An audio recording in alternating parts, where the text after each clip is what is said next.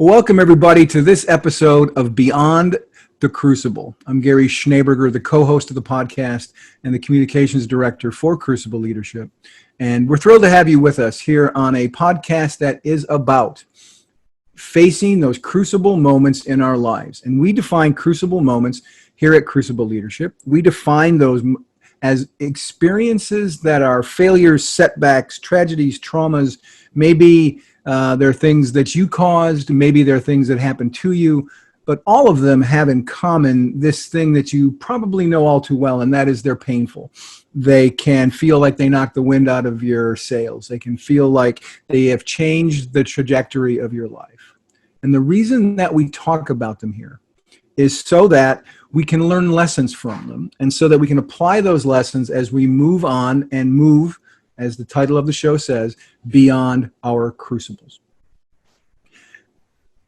Many times when we have these conversations, we do this with a guest. So there's three of us. There's me, there's a guest, and there is the founder of Crucible Leadership and the host of the show, Warwick Fairfax. This time, though, we're on one of those episodes where it's just Warwick and I, and really me picking Warwick's brain to talk about certain principles about crucible leadership, about overcoming your crucibles that you can apply to your lives as you move forward. And today's episode is going to be particularly interesting, I think, because we're going to dive kind of deeply again into Warwick's personal story. So as we do that, let me welcome you in, Warwick.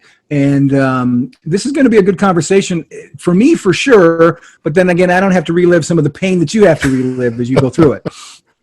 Yeah, well said, Gary. No, I'm definitely looking forward to it. It's a fascinating topic that we're going to be talking about today. And the topic is sort of an organizing construct, listener. The topic is leading quietly, humility as a pillar of success, and what we talk about here in Crucible Leadership, significance. And by leading quietly, we mean not necessarily, just as an organizing way of looking at this, we don't mean not leading arrogantly. It's not humility opposite arrogance so much as humility as opposed to leading, quote unquote, heroically. We're going to talk a little bit about this idea of heroic leadership, and there are times, many times, that humble leadership, quiet leadership that isn't heroic leadership is the way to go. And Warwick, you, as listeners will know, you've experienced that in your life, that heroic leadership isn't always the best way to go. Absolutely. And really, where the idea for this particular podcast came about is in the upcoming weeks, we're going to have a conversation with Professor Joseph Badaracco, really on reflection, and he's written a book on that, but a book that he's known for really came out quite a few years ago, almost 20 years ago. It's 2001, thereabouts, Leading Quietly.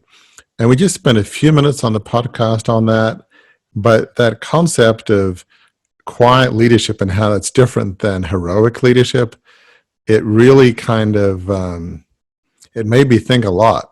Because I grew up with the heroic leadership model.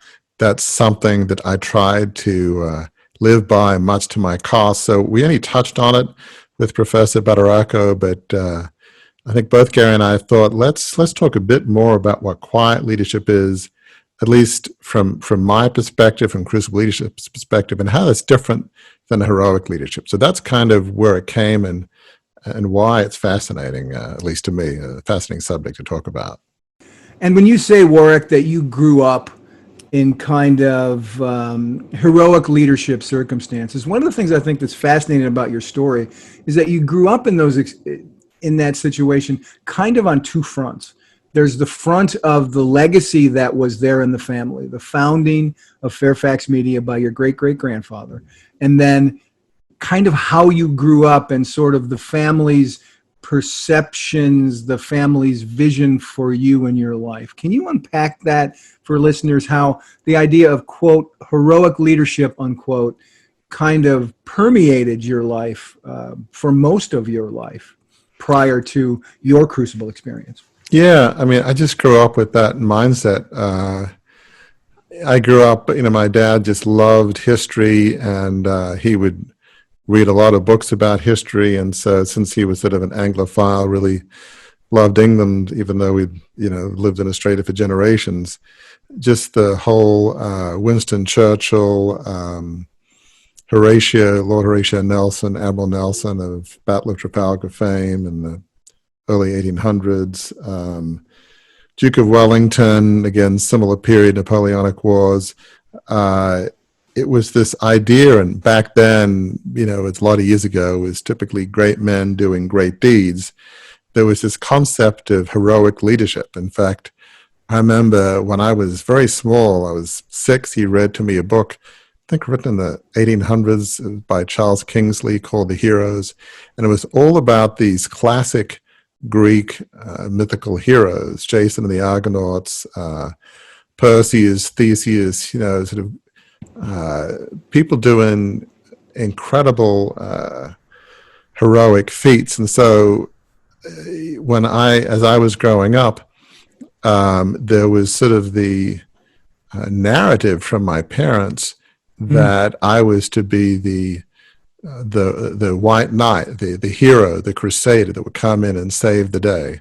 Sort of the backstory, which I've talked a little about on other podcasts, is there was friction in the family going back decades, as there often is in large family media businesses. As listeners will know, I grew up in this 150-year-old large family media business that had the equivalent illustrator of New York Times, Washington Post, Wall Street Journal, had TV, radio stations. It was magazines, a massive company. But for a variety of reasons, there was friction going back decades with my dad and some other relatives. And in 1976, some of those relatives actually, they had enough shares to throw my father out as chairman. Now, one could debate whether that was the right or wrong move. Obviously, I was 15 at the time. I was his son and naturally didn't think it was such a good idea, but, maybe there's another side. So once he was shown out in 1976, my parents saw me as sort of as the next generation, the person that could bring the company back to the ideals of the founder. I don't know that it was consciously seeking revenge. I wasn't consciously thinking about that, but it sort of amped up the whole heroic leadership mantra, myth perhaps, but so then, as listeners will know, did my undergrad degree at Oxford, worked on Wall Street, then went to Harvard Business School, come back, and in 1987, I launched this $2.25 billion takeover in Australia. And it was the heroic leadership model, and it just, things went wrong right from the beginning. There was too much debt, stock market crash, had our asset sales, and within 3 years, the company went under. And I'm kind of reminded of something that Professor Badaracco said in an article that was written about the same time as his book in early 2000s. It's called We Don't Need Another Hero. It's a Harvard Business Review article. And there's a quote he says in there, and here's the quote. And he talks about, quiet leadership, and he says quiet leadership's practical, effective, and sustainable. And then he says this: quiet leaders prefer to pick their battles and fight them carefully, rather than go down in a blaze of glory for single dramatic effort. Well, I did exactly what Professor Badaracco is saying you shouldn't do. I went down literally in a single dramatic blaze of glory. It felt heroic, like the charge of the Light Brigade, when the Crimean War in the 1850s, a famous poem, I think it's Tennyson, guns to the left of them, guns to the right of them, onward road, the 500. I think there's for movie folks, there's a famous movie from the 30s with Errol Flynn in which he stars as the gallant captain riding to his death. Certain death, but what a gallant cavalry charge it was. Doomed to failure, suicide. That was kind of my, I may go down all guns blazing, but my gosh, I'm going to try. It was stupid in hindsight, but so when Professor Badaracco was talking about heroic leadership and why that's not really the way to go in many cases, it's like, well, that struck a chord because that's the approach I took and didn't work out so well. So yes, I'm a living testimony to heroic leadership is overrated. And we'll talk more about quiet leadership and alternative ways to that, sort of unleashing hell, as they say in the movie Gladiator. On my command, unleash hell, right?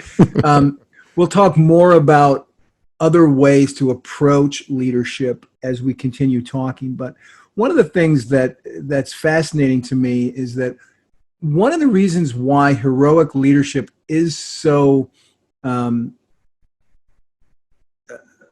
attractive, so popular, is because it tends to be the heroic leaders who get movies made about them.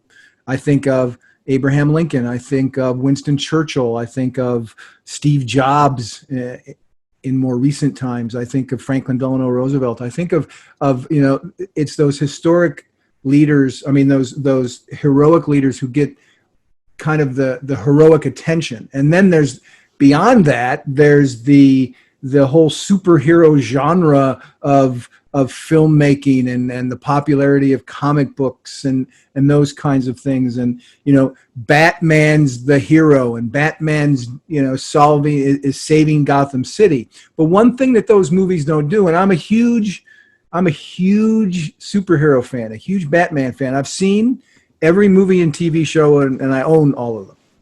One thing they never show in there is that he had to build the Batcave. If you don't have a Batcave, you don't have Batman. So there's that heroic nature of what Churchill did, what Batman does, but that's not the whole story.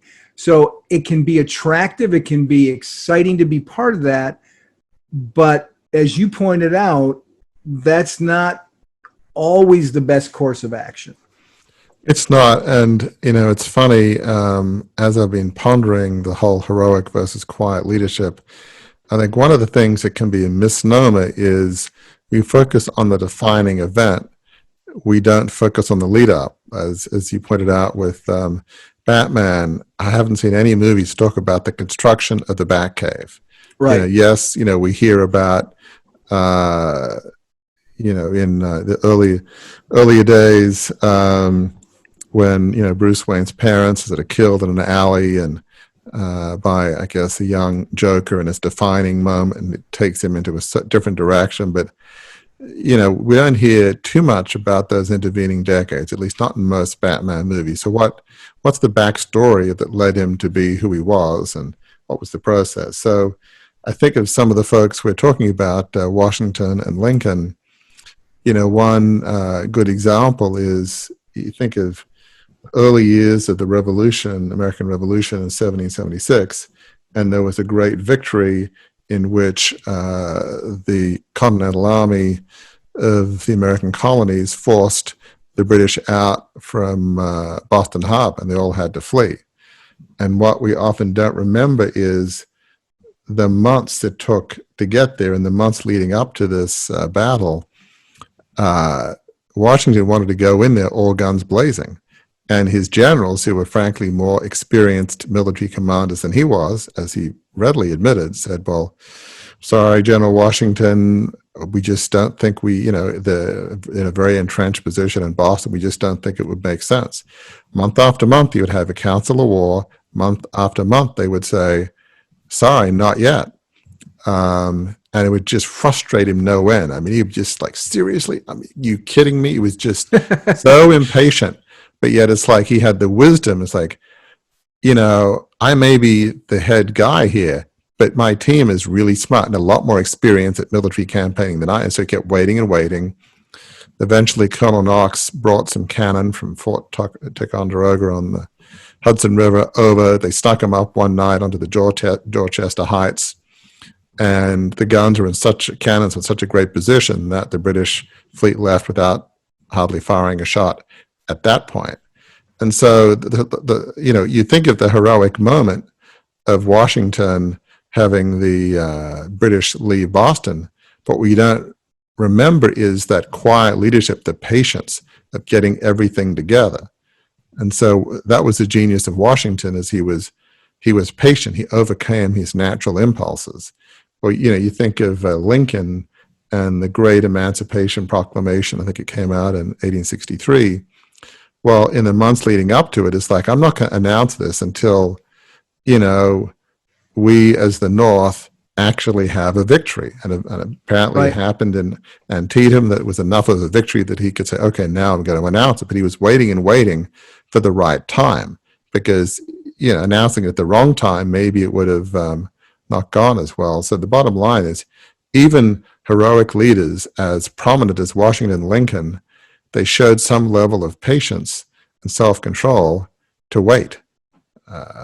Traits that obviously I didn't have, that I didn't wait, which maybe things could have gone differently. So, you know, we have this image of heroic leaders, but you peel back the layers, you go underneath, and they're heroic, but, you know, there's some wisdom, there's some quiet leadership attributes, if you will, behind the heroism, which I think we Right. I don't mean, often realize.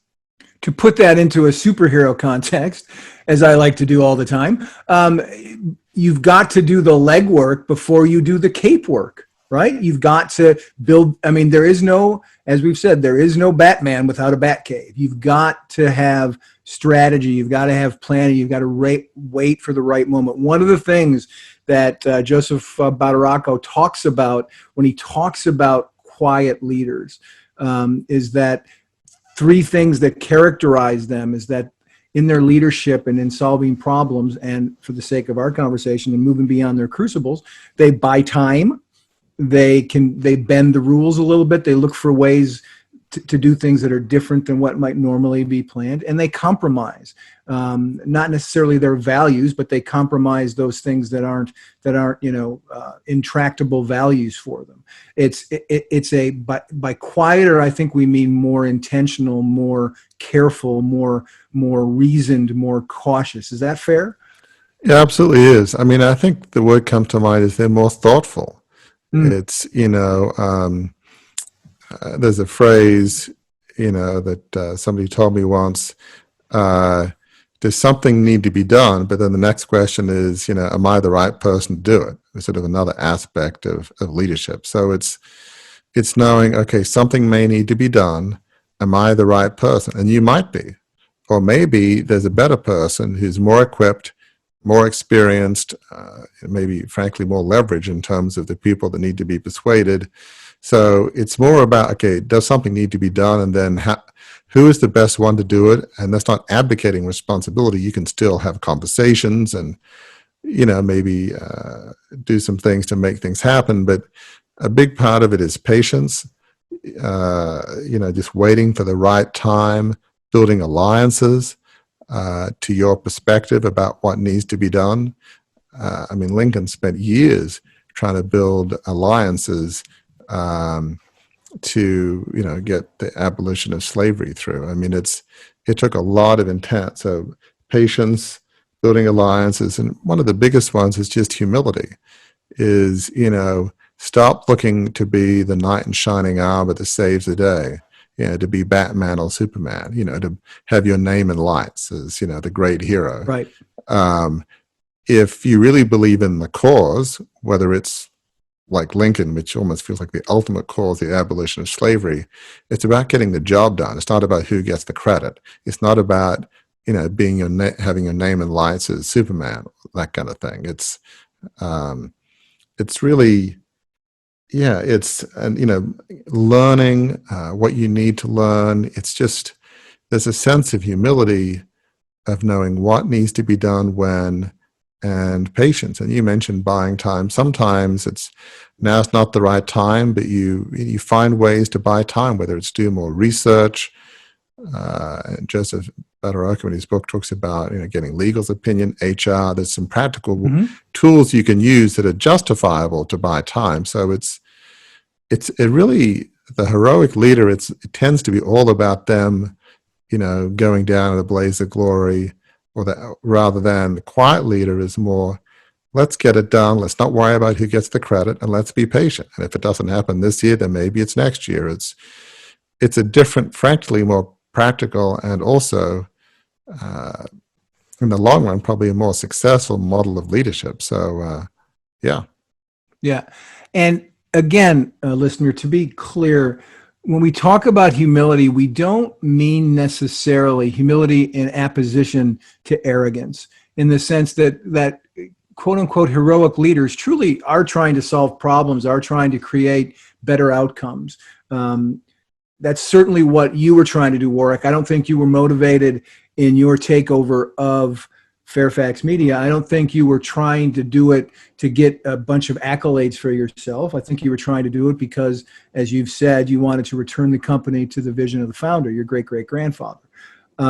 There was some urging and also wanting to live up to the vision that was cast for you by your parents. But to the extent that you can do this, let's sort of rewind the clock to the takeover. And had you had access to Dr. Badaracco's book and the things that he said in it when you were about to launch the takeover, had you processed some of those ideas of buying time, compromising, bending the rules, not needing to be the hero on the white steed, but taking your time, seeking counsel from others, all of those things, how might that have, can you even say, how might the takeover, how might you have acted differently in that process? It's a great question. I mean, obviously what happened, it's hard to conceive that it could have gone worse. So surely trying something else, might have been helpful. But yeah, I mean, you raised some good points. I wasn't consciously trying to do something to hurt people, even though maybe in my subconscious I was thinking of 76 and other family members throwing my dad out as chairman. It wasn't a conscious thought. It was more management needs to be changed because they're making some decisions that I thought wasn't so good. Sale of a television network, which is a whole nother saga that I talk more about in the upcoming book, which will hopefully come out next year, Crucible Leadership, and get into that story a bit more. Yes. But for whatever, the details don't matter for the topic of our conversation, but it was really twin goals. It's bring the company back to the ideals of the founder, which in my perception, had drifted a bit, and see that the company was being well managed. So I felt like if I didn't do something soon, more what I thought was dumb decisions, like the sale of the 7, TV network, would happen. A media company selling TV station didn't make sense to me. So let's assume all of my assumptions were accurate, and they may not have been. But by launching this takeover, it caused a lot of ill feelings with family members. I mean, they sold out at fairly high prices and all. But all that being said, there was a lot of ill will. Why did you do this, Warwick? Yes, there was speculation that after my dad died that people were going to take over the company. But, with close to 50%, that would have been very tough if we hung together.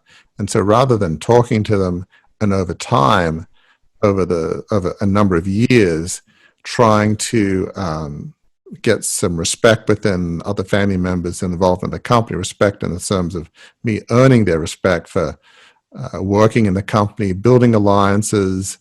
Maybe I was wrong about management. I don't think so, but building some alliances for potential change in management, maybe trying to influence management. I mean, I'm a little skeptical of that would have happened, but just showing some patience rather than going in all guns blazing. At least if I had tried, then, maybe that would have been a better, less, frankly, violent and hostile circumstances. I mean, ultimately, staying in that company, if people didn't want good management, didn't want to bring it back to the ideals of the founder, which obviously they would probably disagree with that premise. It's a complex story. Would I have sold out? Would have been difficult, but yeah, I mean, certainly what I did didn't make sense, but the value for me is I got out of a very difficult, complex situation. So it's hard to look at, it probably would have been better for the company if I didn't do that, the takeover. Would it have been better for me personally? I don't know, but logically, it would have been better to try and some of those quiet leadership attributes. I still would have been locked into a company doing something that I potentially didn't really enjoy. So it's a different story than quiet leadership, but that's why the whole do-over thing gets really complicated. But yeah, certainly what I did wasn't particularly helpful, and there might have been other avenues that, they may not have worked, but I think it would have been sensible to at least try them Yeah. versus what I did. And another point to make about the heroic leadership aspects of what you did with the takeover that I think it's important that we can't emphasize enough is that you really weren't. I mean, it's heroic leadership does not have to be about ego. And it certainly wasn't about your ego in the sense that you wanted to establish Warwick Fairfax as the name of, I mean, you were still very kind of shy. You were very retiring in the midst of all that. You didn't do a lot of interviews.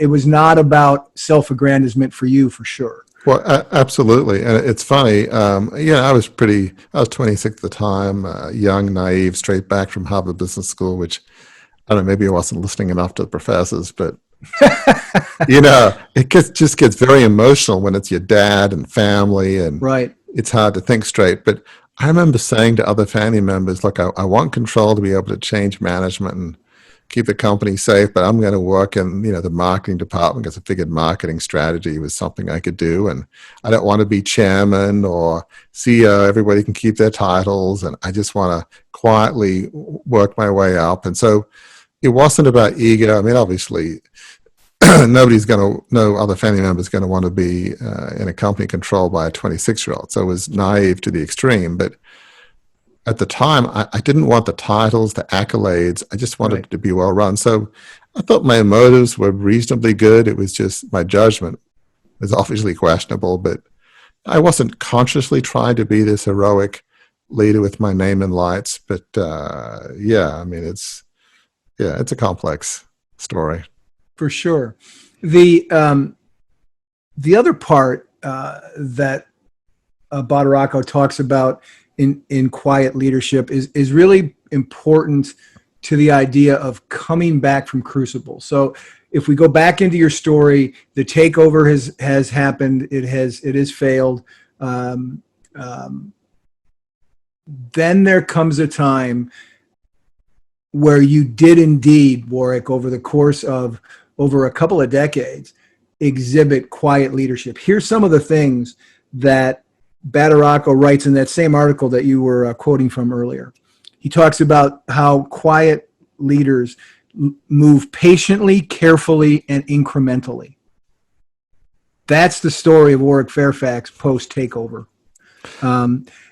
It also says this, and since many big problems, crucibles, can only be resolved by a long series of small efforts, quiet leadership, despite its seemingly slow pace, often turns out to be the quickest way to make the corporation and the world a better place. That seems to me to be a pretty good encapsulation of your road back beyond your crucible. Yeah, I mean, that is an interesting point because I think I'm still by nature pretty impatient, but I also have, fortunately, a fair degree of self-control. So I've tried to temper my natural impatience to want to get something done. Even though I'm reflective, which is a curious conundrum. I'm reflective, but I also want to like getting things done. But I've learned patience, both the Crucible leadership. I'm on 2 nonprofit boards. I mean, it's interesting with those, my church board and then the K through 12 school that my kids went to. There were times in which I felt like something needed to be done and not everybody was on the same page, and maybe a few were. And I just, waited, and okay, if people aren't on board, that's okay. And my thoughts were heard, and I felt respected on both boards. And over time, change, would happen. And so you're not always going to be right, but just talking to people, being a bit more patient as you wait for things to change, making your points. But it's easier for people to hear you if they know at the end of the day you will go along with the collective. I mean, it's never an issue of people advocating something that was, immoral, unjust. I mean, it's never, obviously I wouldn't go along with that, but it's really wisdom calls about, do you spend money on, direction A, direction B? It's typically those sorts of things. I think I learned more patience. And then with Crucible leadership, I started, as listeners will know, probably around about 2008 after I gave a talk in church about my story that supposedly illustrated a sermon that the pastor was giving, and people came up to me afterwards and said, "Boy, this is really helpful." And I don't know how my story could be helpful to normal people as opposed to Right, media right. moguls, but somehow it did. So I started writing this book, Crucible Leadership, which again I have a publishing deal with Morgan James, as I mentioned on an earlier podcast, which will hopefully come out next year. But it took me a number of years to write. And then I chatted to some Australian publishers quite a number of years ago now. And there was some interest, but some wanted more of a tell-all book, which I didn't want to do. And so then somebody said, well, you need a brand. And that led me to the folks at Signal in Denver, and then yourself, Gary, and Roar, and just different elements came together. But it's brick by brick, coming out with blogs and social media, then starting a podcast last year, all to really help people engage with the message of Crucible Leadership, and its different avenues, and as hopefully as deeply as possible. But Crucible Leadership in a sense started in 2008 with the beginning of the book. It's taken years to get to this point, but often things that are worth doing, it's worth having patience. And it's really, the key point is just taking one small step at a time. What's one small win I can make this week? You start a new initiative, like a podcast. Well, that took a few months to get off the ground because of what's it going to be like? What are the themes? How are we going to do this? What works in terms of my gifting? And just that endeavor alone took many meetings and many steps. But you just, to use that over one analogy, just keep pushing the ball down the field one step. You're trying to get to, but you got to show patience. Another lesson I've learned is I'm a huge believer in communication. So with the team I have, which is an incredible team at Crucible Leadership, we'll talk about things. And I want to make sure if we're going to go in a new direction, everybody's on board, to the degree possible. Because if your team isn't committed, it's not going anywhere. Well, that takes time. It takes dialogue together, one-on-one. It just takes time.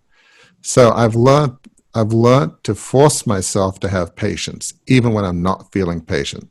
I've not forced myself, but I've learned the value of creating alliances, of listening to people, listening to good advice. I didn't do that. One of the things that is somewhat haunting to me, to go back a moment, back in the era of the takeover in early '87, I engaged some very well-respected merchant bankers, basically investment bankers, to use U.S. terminology. And they analyzed the situation, and they said, Warwick, we do not recommend you doing a takeover right now. We don't think it would be wise. We don't think it would work, and we think you should wait. Well, I didn't want to hear wait, because I felt like this disaster is going to happen if we wait, given what happened with the TV network sale and what I thought was incompetent management. So I turned down wise counsel. And what I ended up listening to is counsel that wasn't so wise, So I ignored the wise people and listened to the advice of people who weren't so good. It was just a classic case of what not to do. Now, I do listen to wise counsel. I don't ignore it, even if it's not what I want to hear. So it's a painful lesson, but I've tried to never ignore good counsel, even Right. if it's exactly what you don't want to hear. Right. It's so interesting to hear you talk about the way that you approached bouncing back from your crucible after it happened, after the takeover failed. And what popped into my head as you were talking is one of the folks I mentioned about those heroic leaders who get movies made about him, Steve Jobs. Steve Jobs got fired from Apple Computer, and he went off immediately and started another computer company. I can't even remember what it was called, because it was so unsuccessful. He started a new, he jumped right back into the forge. He jumped right back in, new computer, and it was a terrible failure. And then over a course of time, he comes back to Apple, and then just look what he did from there. You didn't do that. You didn't come off of that experience of the takeover failing and try to launch something immediately, quickly. You did what you talked about, step by step, one foot in front of the other. talk to people, get some confidence back, figure out what what we talk about at Crucible Leadership. What's your passion? What are you passionate about? What's your vision? What are those things that you want to do to make the world a better place? You took the time, you bought time, you bent the rules that said must go out, get job, must be, you didn't do all of that stuff. You came back a step at a time, and now it's developed into this thing of Crucible Leadership, which is so rewarding to you and is offering you a life of significance in helping others. And I think for anybody who's listening to this right now who has found themselves in a crucible, I would think your advice to them would be follow the path coming out of your crucible of the quiet leader, not the hero leader. Absolutely. And I'm in such a better place, at least personally and professionally, because before, even if I'd followed quiet leadership attributes, there was another conundrum, which is really a different paradigm that we've talked about before, in that I didn't necessarily want to be this take charge leader of a huge organization. I'm a quiet, reflective person. I don't like the limelight. It was a terrible fit. But back then, it's like, well, I don't want to let my dad down, who, as I've mentioned, died in early '87. Don't want to let my family, John Fairfax, my great-great-grandfather, the founder. So one of the lessons coming out of my crucible was, I just wasn't living my design, my divine design, if you will. Right. I was living somebody else's vision, somebody else's life. And so that was always going to be a tough square to circle. It probably was going to be impossible. Even if I'd done all the right quiet leadership things, it just wasn't my passion, my vision. So I think that's a whole nother thing that we've talked about before. But now, I'm living my own vision, and I'm doing it in a way that works for me, given my personality. So it's a vision I'm excited about. It's something that I'm as a reflective advisor. I love asking questions. So podcasts work really well. I love writing. Blogs work well. So a lot of the things that I do in Crucible Leadership are really in line with my gifts, and I'm able to have people around me that complement gifts that I don't have. I'm not like Mr. Network Salesman type. Right. I enjoy that kind of thing. Well, I have other people that help me, and you can't be everything. So, yeah, I'm in a much better place doing what I enjoy with a team that have complementary skills and doing it step by step and realizing, you can't accomplish everything you want to accomplish overnight. It's a process. Be patient. You'll get there. Right. If it's in alignment with how you're wired, if it's a vision that you're off the charts passionate about, if it's something that involves a higher purpose, living a life of significance, that gives you staying power, because if you think it's important enough, you'll hang in there. So many things are better in line, and I do force myself to be patient, because it's just the more successful route than the going all guns blazing as I did with the Fairfax takeover. We've come to the moment in the podcast where, in this particular podcast, it's time to land the bat plane. We're getting to the point where we've got to land the bat plane. But one of the things, Warwick, is I was doing research, and I haven't shared this with you yet, because we've talked about how in a superhero context, they don't often show about, how Batman became Batman or how he built the Batcave and all that. I was looking at some clips, and in the Christopher Nolan Batman trilogy, which begins with Batman Begins, there's an excellent quote in there that first is told to Bruce Wayne, young Bruce Wayne, by his father, and then told later as he's just starting to come into being Batman by Alfred, his butler, who is like his surrogate father. But the quote is, when Bruce falls down into the bat well on the family property and he's scared by the bats, his father picks him up, carries him back into the house, and he says to Bruce Wayne, young Bruce Wayne, 10-year-old Bruce Wayne, "Why do we fall, Bruce? So we can learn to pick ourselves up." And years later, when Bruce is trying to, be a heroic leader and do something and it falls flat, and Alfred encourages him with the same thing. "Why do we fall, sir? So we can learn to pick ourselves up." And I thought that was just so perfect for this conversation, because it proves the point that talking about here that you've got to have some background, some quiet, even for the heroic leadership. But that's also a pretty good motto, a pretty good lesson for folks in the crucible leadership context. Why do we fall? Why do we fail? Why do we have crucibles? So we can learn to pick ourselves back up. What's the last few words you want to share with folks who've been listening to this today, Warwick, as they try to wrap their minds around heroic leadership, which is not a bad thing, but not always the right thing, and quiet leadership? Yeah, I mean, I think really based off what you just said about that story of young Bruce Wayne, I mean, nobody likes failure, nobody likes falling, and it's very painful, but the gift of failure, the gift of mistakes, is you learn from them. I've learned to be patient. I've learned to say, okay, I'm going to make other mistakes, but I'm not going to make that mistake again.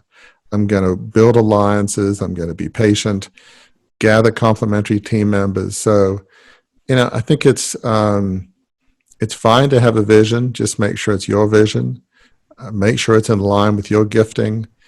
And then if it is in line with your gifting and it is your vision, be patient, be humble, step at a time, listen to advice, build alliances. It's just probably humility and patience are probably the two most important things about quiet leadership.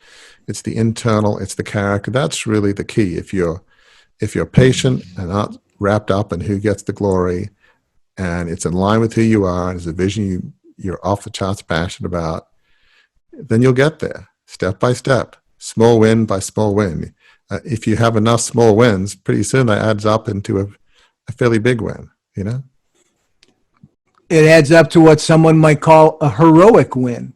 If you have those little quiet wins that build up to it.